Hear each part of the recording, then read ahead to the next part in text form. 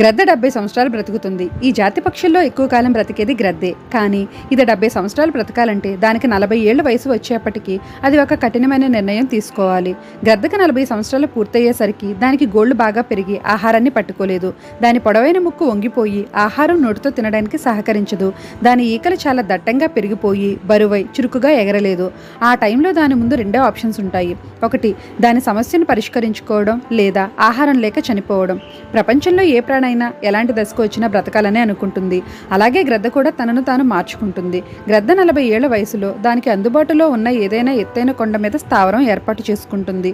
అది అక్కడ పొడవుగా పెరిగిన ముక్కును కాలిగోళ్ల సహాయంతో ఒలిచేసుకుంటుంది. ముక్కు కొత్తగా వచ్చి పదునుగా పెరిగిన తర్వాత కొత్త ముక్కుతో కాలిగోళ్లను వదిలించుకుంటుంది. కొత్త గోళ్లు పెరిగిన తర్వాత బరువైన ఈకలను పీకేస్తుంది. ఇలా గ్రద్ద తనను తాను మార్చుకోవడానికి 5 నెలలు పడుతుంది.